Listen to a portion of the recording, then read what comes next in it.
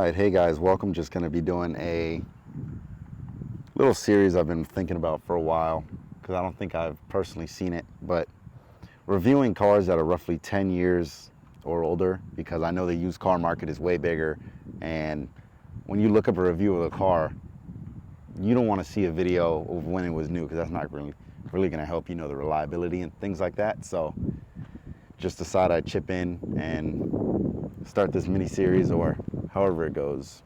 So this is my new daily at the current moment, Mercedes-Benz GL450 2011 with the V8. So first things first, the paint is the first thing to go. Obviously a lot of cars, some fade, some don't, but I think the Mercedes-Benz is victim to the sun fade. The hood faded a lot more. The previous owner attempted to do some repairs, so it may look a little different. That's why they're different colors. Let's see, the roof fared a bit better. Some chipping there from the sunroof probably opening or closing. And this is a plexiglass, I believe. It is see-through. There's actually a sunroof. You can see the outline of it. There's a sunroof in the back. Show you guys. Yep. The interior, ignore the work stuff, but the interior fared way better than you'd expect, but obviously it depends on which owner you have. The back seats, this is a Mercedes thing. I'm not sure what's up with this one. I'm not sure if this is supposed to come up and meet here. This goes back down, but this is solid. This one doesn't really move. It just looks bad. Not sure. Now this one, excuse the grain, this one's a little wobbly, but it does not fall off. Moving on to the front, no rip seats anywhere in this vehicle. As far as how the interior holds up, you can clearly tell it's by whoever the owner is, but I will say one thing, this is a Mercedes-Benz issue that's very common. These, it's only these for the back two, these broke. They don't hold in place, but the windows actually still do work. The switch, oh, I didn't put that back correctly. However that goes. But the switches actually do work. You just got to hold it like this when you're putting the window back up to make sure it actually goes back up properly. All right, pardon the grain as the sun goes down a little bit. This one has 139,000 miles.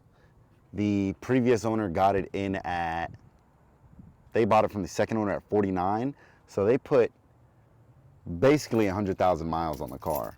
But for it having this mileage, no serious issues, no check engine light. Occasionally when I first bought it, it did have a check engine light. For the transmission, I believe, it would get stuck in gears every now and then. And you can also see it has a ABS light, but that is for a speed sensor. This model comes with the air suspension. Let's see if I could show you here, if it will show. Oh, well, you can kind of see the bags up in there. And those are known to be very faulty on a lot of Mercedes models. And each bag can run you $1,200 if you buy OEM. So a lot of people, when they have bag issues or air suspension issues, they just tend to get the coilovers that this vehicle comes with. As far as how the engine runs, I could show you here.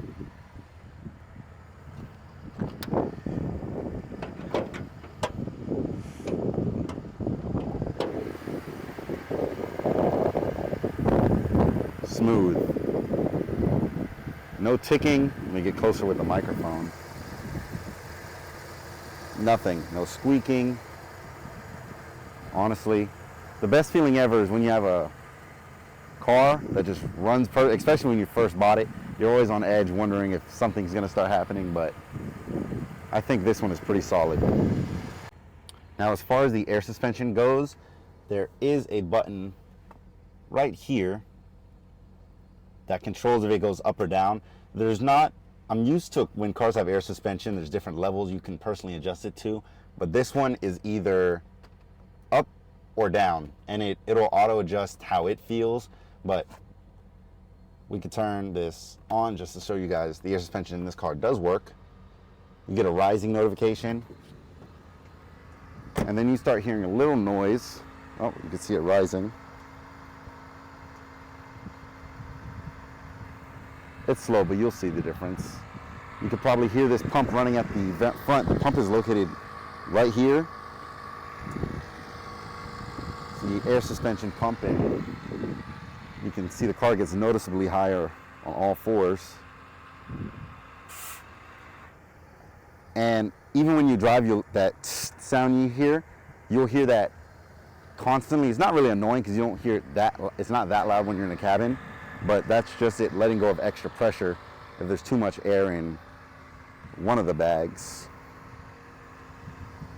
And now you can see here, with the levels higher, you can see the bags clearly up in there. And this one does have a muffler delete. I can't lie. I wanted to see how it would sound. See if it would sound like an AMG or not. It's not an AMG, but let me get some sound clips for you guys.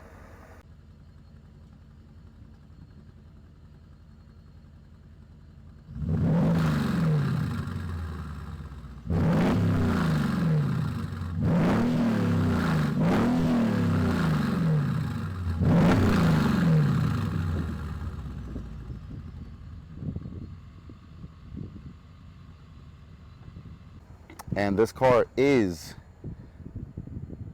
a 3-row vehicle, and you can see the headliner is sagging. Can fit 7 people in here. I'll probably get this redone probably in a month or so. And you can see the first sunroof opens, the second one doesn't, but it's whatever. I wouldn't want to give power to the people sitting all the way in the back anyway. And the first is bigger than the second.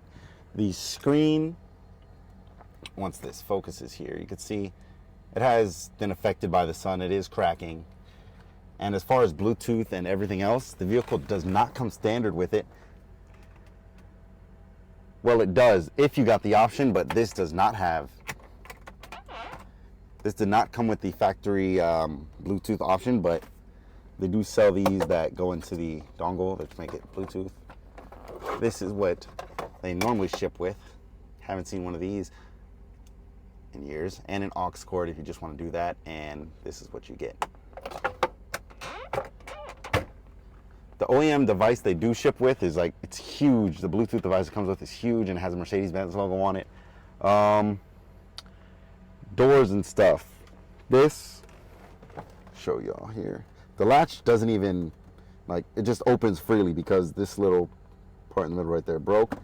But thankfully it's not spring loaded and it just stays open, so it doesn't really bother me that much. But this one is a little bit more annoying, as you're driving it'll randomly pop out.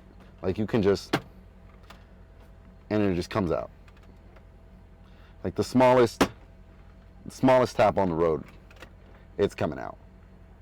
And you can see here, we're at the raised level now. So I'm just gonna go over this quickly, some of the most common issues these vehicles do have. At number 1, being the air suspension. Very, very problematic. Number 2 is the sway bar end links. Personally, I think these are fine. I haven't noticed anything. And number 3 is transmission. This one was tripping out a little bit when I first got it, not shifting out of gear, but I think that may be due to a wheel speed sensor. But honestly, overall, others may have other issues with slipping and things like that. Personally, this doesn't have it. This is pre-facelift. The facelift ones, I believe, have a amber daytime running light that goes along the top like that. It says fog lights, but let me see if they work. I've never tried to turn them on. I don't even know. Nope, they don't work. Don't even know how to turn them on. Crazy. Yep, nope. You just get parking lights or daytime running lights, whatever those are. Listen to the purr.